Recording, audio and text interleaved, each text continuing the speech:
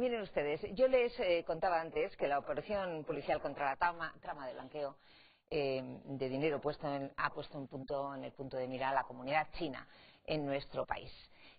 Según los datos que se manejan desde distintos ministerios, en nuestro país viven alrededor de 300.000 ciudadanos chinos, 70.000 de ellos aproximadamente de manera irregular. ¿Y qué sabemos de ellos? Pues así en principio, pues que regentan tiendas de alimentación y de todo a 100, tiendas que por cierto no cierran nunca, comercios mayoristas y karaokes que en fin a veces nos suelen parecer un poquito sospechosos, restaurantes que no tienen público pero que en fin no terminan de cerrar.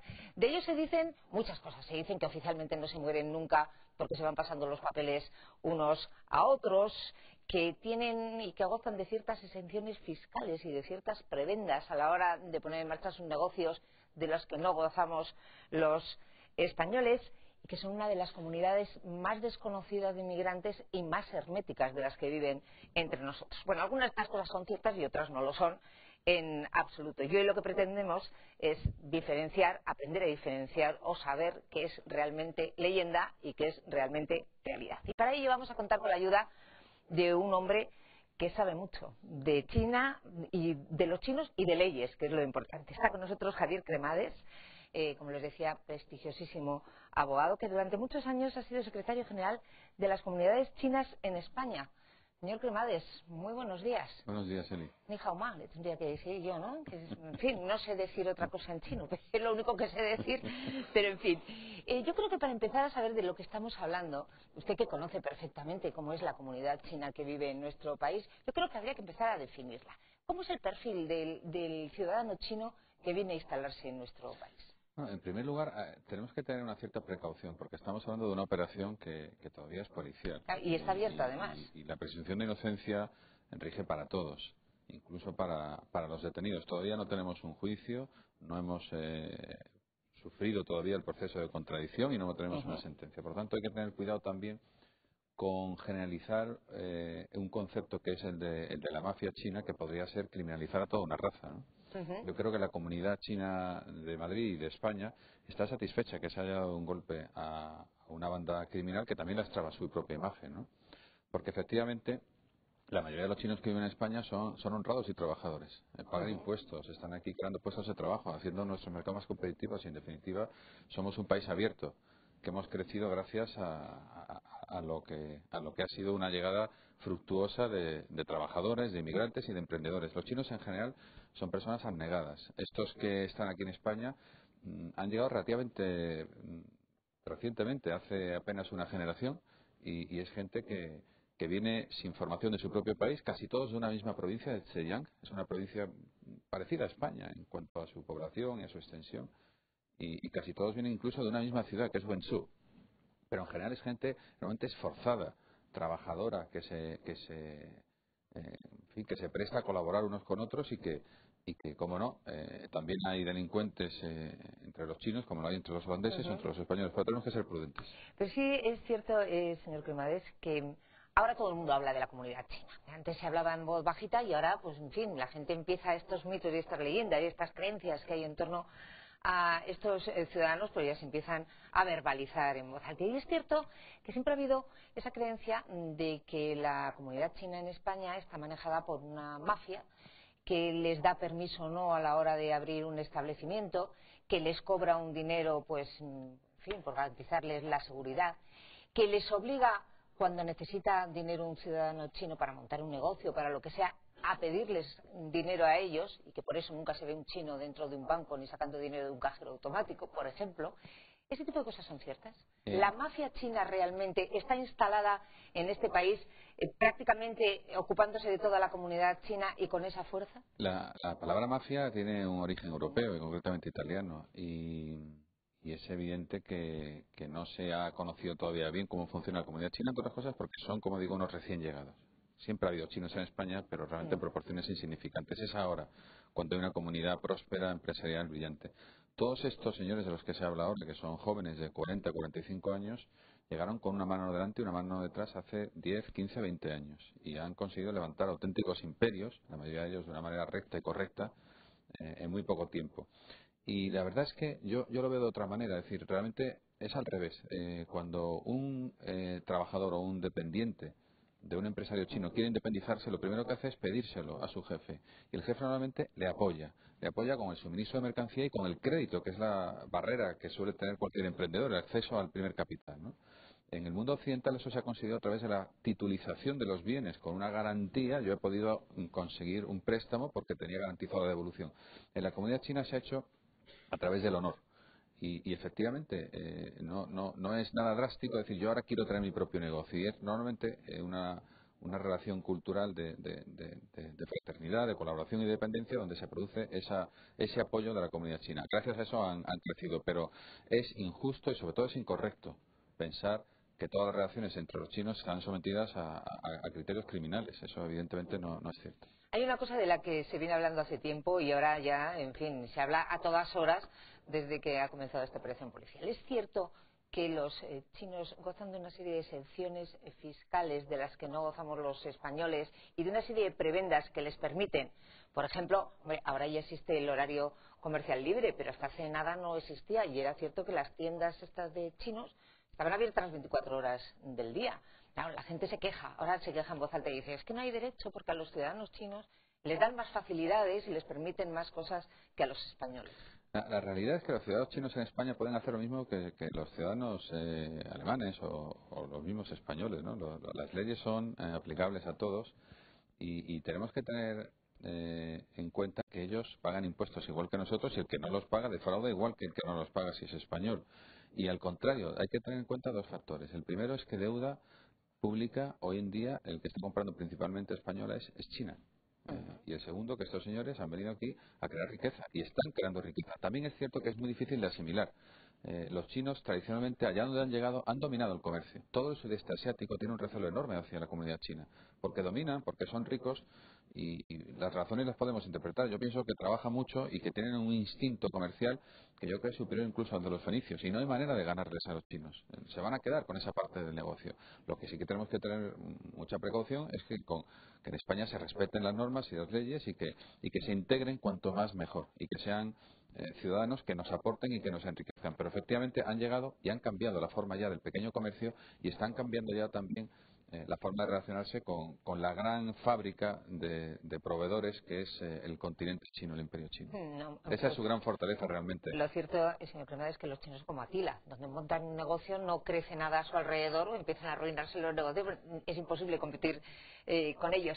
Hay otra leyenda urbana que tiene que ver con que los chinos no se mueren nunca. Usted, ya repito, por si alguien se acaba de incorporar ahora, maneja un bufete de abogados muy prestigioso que ha tenido mucha relación con ciudadanos chinos. Se suele decir esto, en los chinos es que en cuanto se mueren los meten en no sé dónde, se los llevan a China, los papeles se los van pasando unos a otros.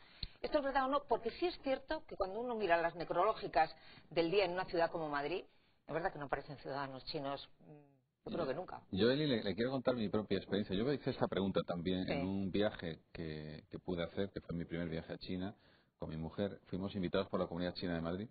Y estando con el presidente de la comunidad, por cierto, una comunidad que rota cada año el presidente, los chinos no son nada individualistas.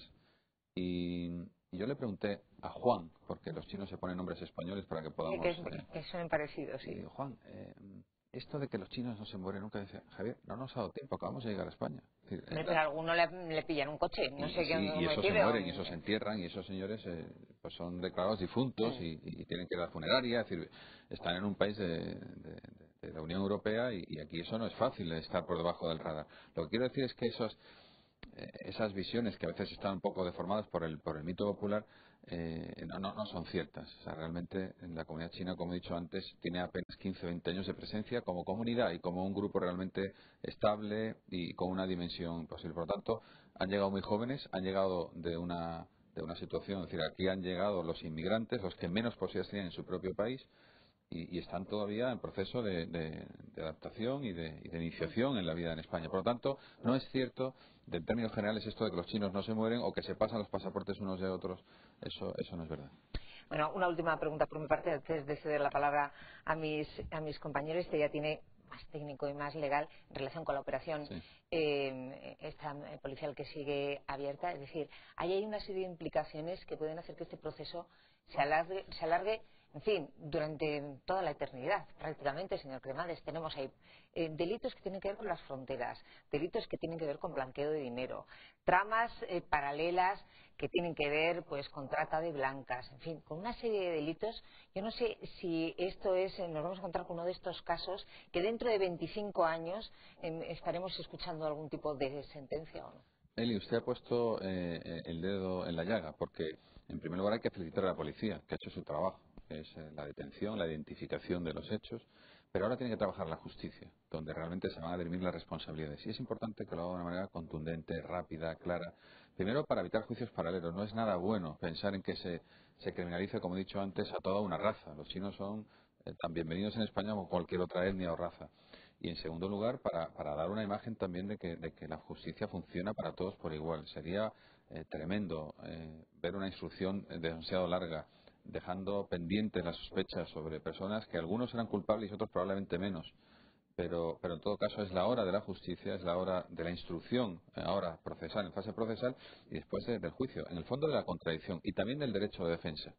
Ahí hay ciudadanos que están bajo jurisdicción española y que tienen toda la suerte de estar en un sistema donde las garantías existen y por lo tanto es muy importante que al final ellos y todos los demás observemos que las responsabilidades se han depurado después de un proceso justo, con contradicción y con un plazo que también sea razonable y no demasiado largo. Ese es el reto que tenemos ahora. José Manuel. Sí, aparentemente, señor Cremades, la sociedad china, que venía usted señalado que venía con una mano delante y atrás, son emprendedores.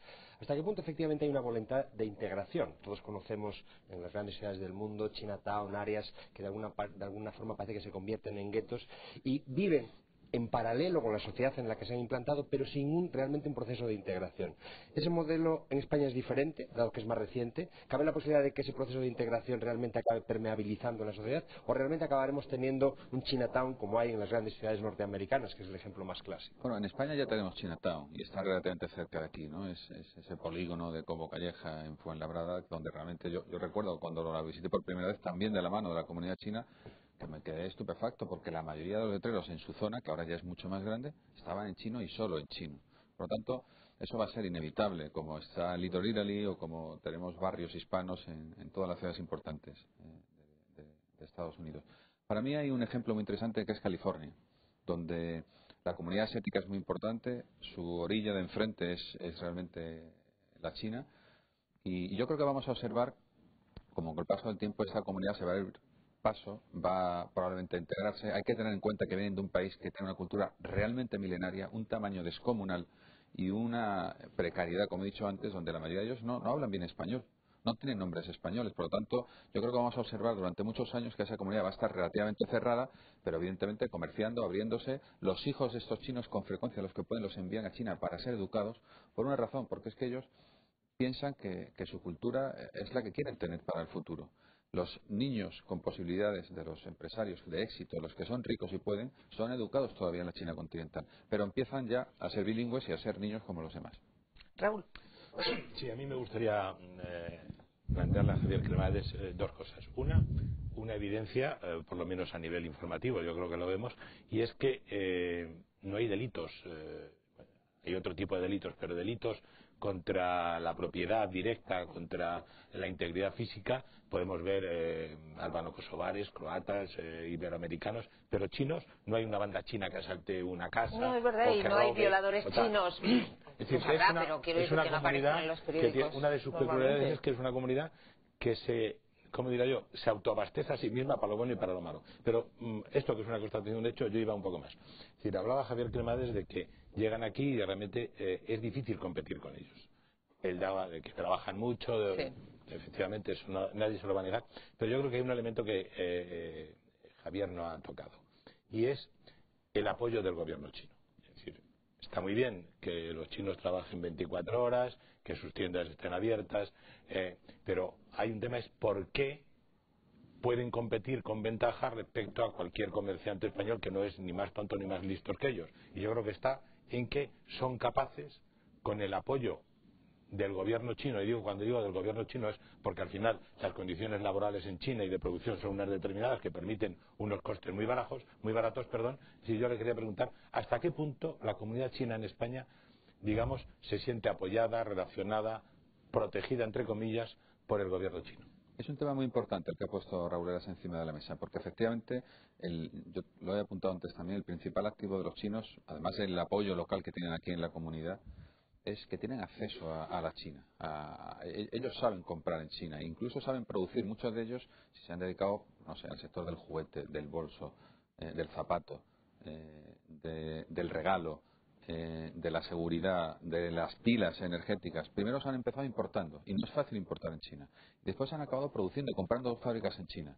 Es fácil para un chino hacerlo. Y también me quiero centrar en lo que ha dicho Raúl de la seguridad. En general, la cultura china es muy delicada en las formas y muy respetuosa con los mayores. Es una distinción que han tenido siempre. En las reuniones de familia, profesionales, organizaciones, siempre inaugura y clausura un señor que no es el más importante, es el mayor, porque tienen un profundo respeto. Y por lo tanto, yo me congratulo de que efectivamente la comunidad china ha hecho una cosa, en este caso un grupo pequeño, que es un negocio sucio, que está costando mucho dinero porque es defraudar los impuestos, pero gracias a Dios no estamos hablando de delitos contra las personas. Dani. Sí, señor Cremades, usted como buen conocedor de la comunidad china, se suele decir que China es un país que ahora funciona cogiendo lo peor del comunismo y lo peor del capitalismo más salvaje, ¿no? No hay libertad, no hay posibilidad de expresarse libremente y por otro lado todo se compra, todo se vende, si tienes una idea, ¿no? Entonces, como que son dos modelos que han juntado cogiendo lo peor. No sé si está de acuerdo con esta afirmación y por otro lado sí me llama la atención conocer un dato que el año pasado, solo el año pasado en China se habían producido más de 100.000 manifestaciones de quejas contra las autoridades, empresas y tal. Y si esto quiere decir que empieza a haber por parte de la sociedad china una reivindicación en favor de sus derechos laborales y de sus derechos humanos. Me temo que desgraciadamente no, pero voy a poner dos contrapuntos. El primero es que la comunidad china española sí ha mostrado interés en acercarse al régimen del Estado de Derecho y a los derechos y libertades. Yo tuve la suerte de poner en marcha hace pocos años un programa que se llama Conoce tus leyes en la Comunidad de Madrid. Estaba destinado a integrar a través del derecho a inmigrantes, y el grupo en el que yo personalmente me dediqué los fines de semana para tratar de explicar y compartir con ellos el conocimiento del derecho de chino estaba abarrotado. Yo estuve en dos aulas, en dos espacios donde había 200 y pico chinos en cada una de ellas. Los chinos tienen interés por eso, pero al mismo tiempo, cuando van a China primero los de aquí, no tienen pretensiones de cambiar el sistema, o no hay una expectativa política. Y China sabe perfectamente que no va a poder liderar el mundo, que es lo que pretende y lo que podría conseguir, por ese déficit ético que no va a ser posible. Pasó con las Olimpiadas, fue un alarde espectacular de poderío chino, pero la gente le señaló con el dedo, todo el mundo le dijo: usted no deja que sus ciudadanos puedan rezar, puedan reunirse, puedan manifestarse, puedan en el fondo también ejercer otras libertades que también son fundamentales. Señalábamos y hablamos siempre de un desembarco, diríamos de esos una mano delante y detrás, pero también empieza a haber chinos, empieza a haber entidades financieras chinas, empieza a haber la élite china desembarcando en España. Me gustaría saber si realmente se está empezando a producir ese proceso, que tengo la sensación de que algo en ese sentido se está produciendo. Yo le voy a contar mi experiencia. Primero, es verdad, las aerolíneas, los bancos, ya han creado sus filiales. Lo han hecho de una manera que es casi propia de un país tercermundista. En el sentido de que lo han hecho de una manera pues muy pequeñita, que lo cual es muy pequeño y tal, pero han puesto un pie y jurídicamente se han comprometido con las normas españolas. Son sociedades que tendrán que pagar impuestos, que están aquí, y eso efectivamente es un cambio distinto. Ya no estamos hablando solo de una comunidad de inmigrantes, estamos hablando también de comunidad empresarial pujante. No olvidemos que algunas de nuestras compañías más importantes están asociadas a la propia compañía telefónica, a compañías, los bancos españoles, el Banco de Bilbao Vizcaya, lo que tiene es puesto un pie en China también. Por tanto, la alianza con China es estratégica y es de futuro. Raúl. Sí, hombre, cuando hablamos de la crisis y de la salida de la crisis, no solo en España, sino en Europa, inmediatamente se mira a China. Es decir, una parte de la solución a nivel global está en China. Y, por cierto, el principal acreedor de Estados Unidos, de la deuda de Estados Unidos, es China. Yo creo que hay que mirar a China como lo que es. Es decir, por un lado la gran esperanza de salir de la crisis y por otro lado el gran miedo de que se convierta en el superimperio del siglo XXI. Pero volviendo a España, yo le preguntaría a Javier Cremades si él tiene conocimiento, sabe hasta qué punto el gobierno español está... Digo el gobierno, el anterior, en fin, no me refiero solo al actual que lleva 11 meses, ¿no? Si está hablando, negociando, haciendo algún tipo de acuerdo con China de cara un poco a que nuestra deuda, es decir, a que nos ayude a salir de la crisis? Bueno, evidentemente el centro político y financiero del mundo se ha trasladado hacia Oriente. Hoy, si pudiéramos señalar un espacio que pudiera ser el epicentro de todo lo que está pasando en el mundo, sería el Estrecho de Malaca, donde confluyen el Pacífico con el Índico. Y por lo tanto, todo aquel que quiera mirar hacia el futuro, en términos de consumo, de desarrollo político, económico, técnico, tenemos que mirar hacia Occidente. No es solo China, es principalmente China, pero es Indonesia, es la India, es el Japón, es toda Asia. Y efectivamente esa es una tarea pendiente. Todos los ministros lo han intentado. El primer viaje internacional de Soria lo ha hecho a China. Y también el gobierno anterior intentó crear lazos comerciales con China. Pero es una tarea pendiente donde los gobiernos crean, quizá pueden abrir una puerta, pero lo importante son las empresas. Francia, por supuesto Italia, Alemania, Rusia, todos tienen una larga tradición de comercio con China. España es nueva en esto y tiene que hacer un esfuerzo importante para, como dicen los anglosajones, catch up, recuperar una distancia que es importante. Tenemos que estar allí y estamos relativamente poco allí. Javier Cremades, yo le agradezco muchísimo que haya estado con nosotros en el círculo para ayudarnos un poco a acercarnos a la comunidad china que vive en España desde el punto de vista sobre todo y económico y cultural. Yo espero que cuando ya se empiece a saber qué es lo que hay detrás de esa operación de blanqueo de dinero de la mafia, digámoslo entre comillas, China, pueda volver a estar con nosotros ya para desmenuzar los aspectos jurídicos y legales, porque, como decíamos antes, es una operación muy complicada que abarca muchas cosas, que tiene que ver con muchas personas, por lo visto, no todas chinas. Recordemos que hay un concejal de Fuenlabrada ahí de entrada y parece que no va a ser la única persona que tenga que ver con esto. Hay policías, en fin. Esto va a ser muy complicado, así que yo, si usted me lo permite, volveré a recurrir a usted para que nos explique estas cosas que lo explica usted estupendamente. Muchas gracias, Eli. Hasta la próxima vez. Dani, Raúl, José Manuel, ¿cuánto hemos aprendido de los chinos hoy? Muchísimas gracias a los tres. Gracias a ustedes también por hacernos compañía. Ya saben que mañana a las 8:30 aquí estamos de vuelta con nuestra tertulia especial de los viernes. Hasta entonces sean buenos y aprovechen este jueves, que está casi sin estrenar. Hasta mañana.